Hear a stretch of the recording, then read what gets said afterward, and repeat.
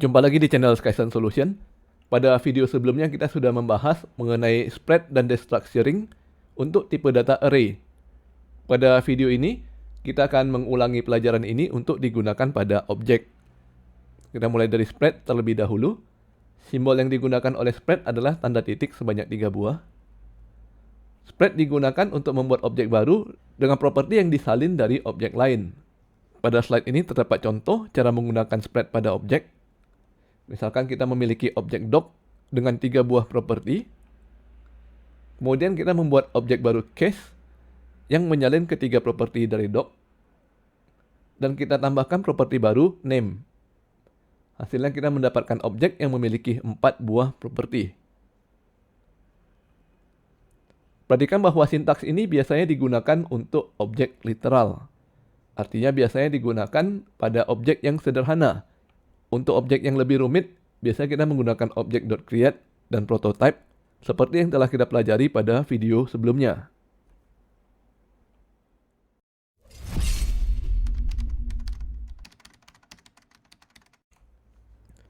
Kita langsung coba praktek ya. Misalkan di sini kita memiliki kode seperti slide. Kita memiliki objek doc dengan 3 properti. Lalu ada objek snack dengan 2 buah properti. Dan kita memiliki objek case yang isinya diambil dari objek doc. Lalu kita tambahkan satu properti lagi, yaitu name dengan isi case. Namun sekarang kita komentari dahulu ya, objek case. Dan kita jalankan di browser. Pada konsol kita bisa melihat bahwa kita memiliki objek doc dan objek snake. Misalkan kita ingin membuat objek baru, case, perintahnya adalah let case sama dengan kurung kurawal. Kita gunakan cara objek literal ya, dengan menggunakan kurung kurawal. Lalu isinya kita gunakan sintaks spread, yaitu 3 buah tanda titik. Diikuti oleh nama variabel objeknya, yaitu doc.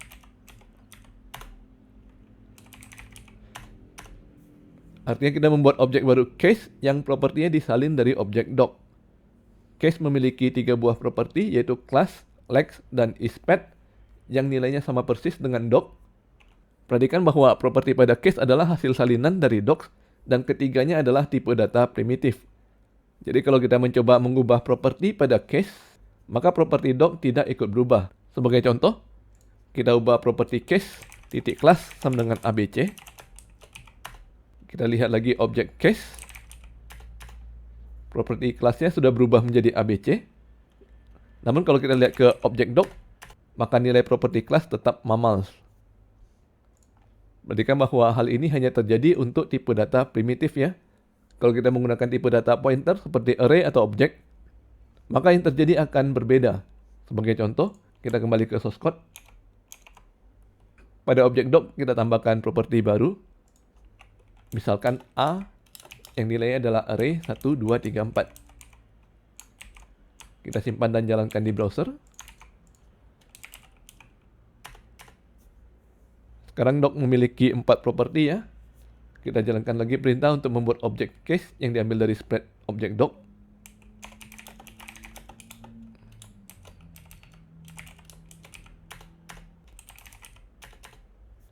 Sekarang kita memiliki objek case yang isinya ada 4 properti, termasuk properti A yang merupakan array, yang isinya 1, 2, 3, 4. Kita coba tambahkan angka 5 ke dalam array. Case titik A titik push angka 5.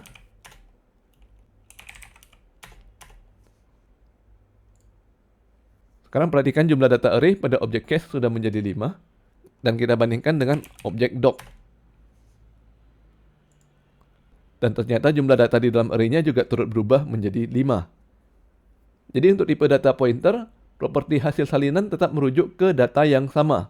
Jadi kalau kita melakukan perubahan data pada objek salinan, maka data pada objek awalnya turut berubah. Kita kembali ke source code.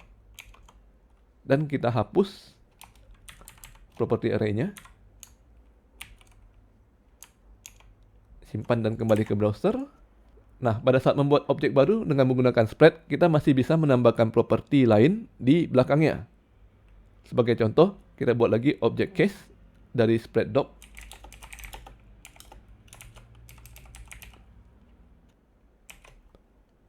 Kemudian di belakangnya kita tambahkan lagi property name dengan nilai case.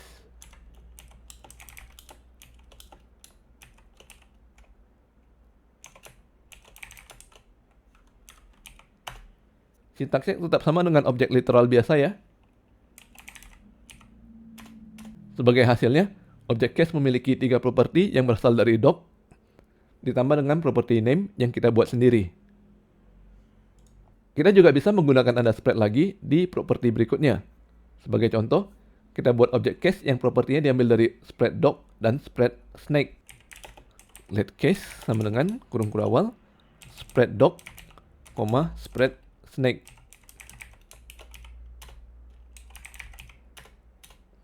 Sekarang case memiliki 3 properti yang diambil dari doc dan 2 properti yang diambil dari snake. Namun berhubung keduanya memiliki properti class, maka di sini urutan menjadi penting. Properti class yang digunakan adalah nilai dari properti yang berada di paling belakang. Berhubung posisi snake berada di paling belakang, maka nilai kelas adalah reptiles. Kalau kita ulangi perintahnya, namun kita pindahkan ya, snake di depan, doc di belakang.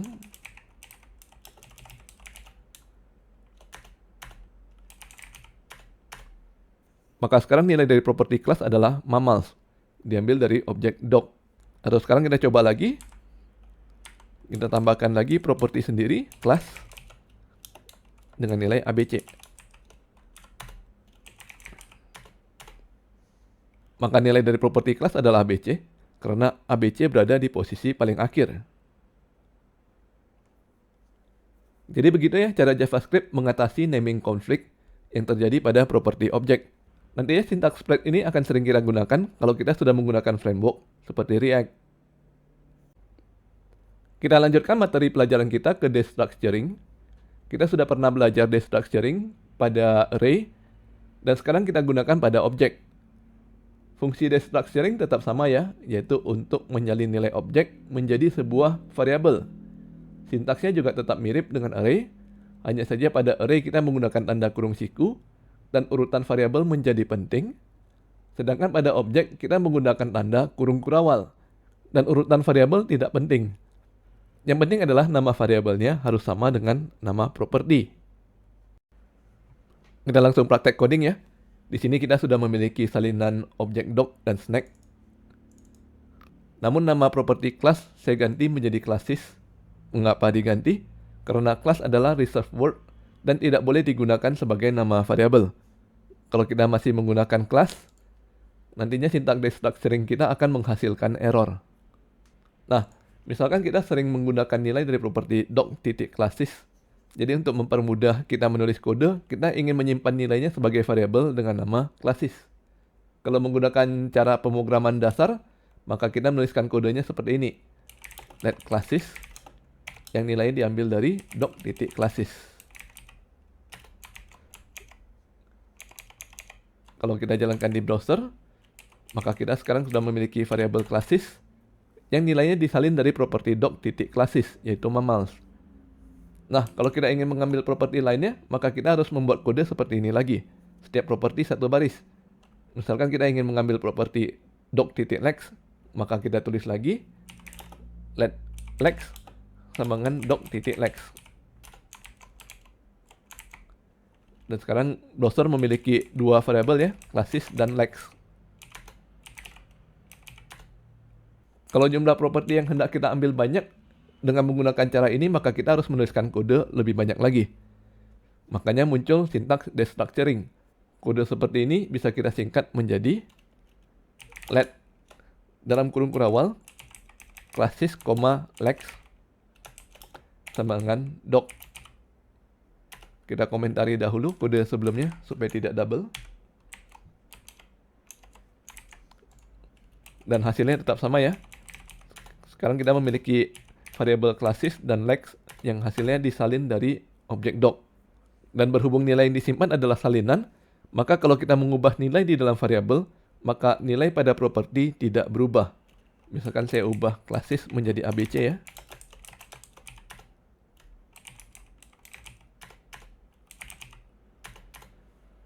Nilai properti classes pada doc tetap mammals. Ada beberapa fitur tambahan yang bisa kita manfaatkan dari destructuring. Yang pertama adalah kita bisa mengganti nama variabelnya. Misalkan nama property classes ini mau kita ganti menjadi kelas dalam bahasa Indonesia. Maka setelah kita menyebutkan nama property classes, kita berikan tanda titik 2, diikuti oleh nama variabel kita, yaitu kelas. Kalau kita coba jalankan di browser, sekarang sudah tidak ada variabel classes lagi ya, adanya kelas. Karena sudah kita ganti menjadi kelas. Selanjutnya kita coba ganti objek doc menjadi snack.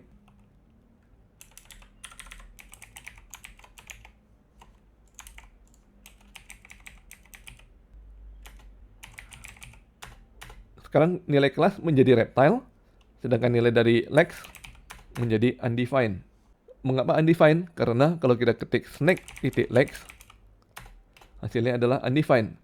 Karena browser tidak menemukan properti lex pada objek snack. Nah, kita bisa menggunakan fitur default value untuk mengisikan nilai lex apabila objek tidak memiliki properti tersebut. Caranya adalah dengan menambahkan tanda sama dengan, diikuti oleh nilai defaultnya, misalkan nilai angka 0. Kalau kita jalankan lagi di browser, maka nilai dari lex adalah 0 karena snack tidak memiliki properti lex. Kalau kita ganti lagi objeknya menjadi doc,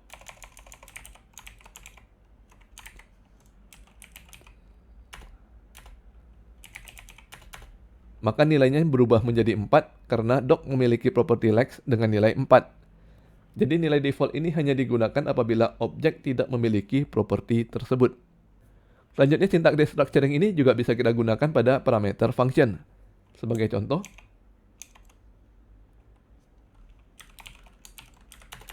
misalkan kita membuat function showInfo untuk menuliskan informasi mengenai suatu objek. Kita gunakan satu parameter yaitu objek. Di dalamnya kita panggil console log dengan argumen string template.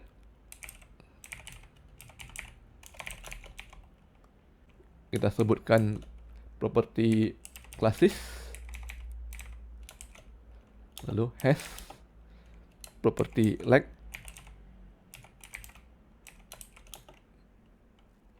lalu lex. Kita simpan dan kita coba panggil fungsinya di konsol. Show info doc. Mammal has 4 leg. Lalu kita panggil lagi show info snake. Reptiles has undefined legs.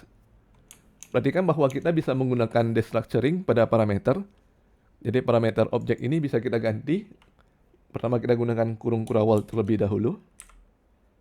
Kemudian kita tuliskan nama properti yang hendak kita gunakan, yaitu classes dan lex.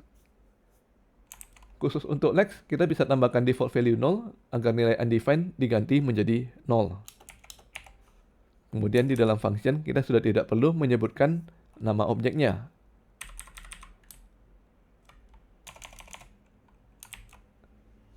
Kita simpan dan panggil lagi fungsinya di browser.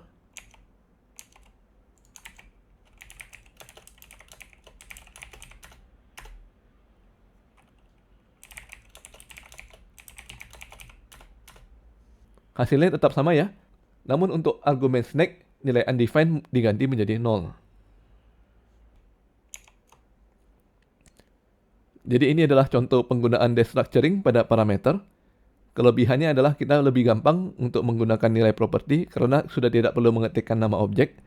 Dan kita bisa memberikan default value bagi objek yang tidak memiliki properti tersebut. Oke, sampai di sini dulu video kita kali ini. Bagi yang ingin mendapatkan source code dari video ini, dapat melihat deskripsi pada video.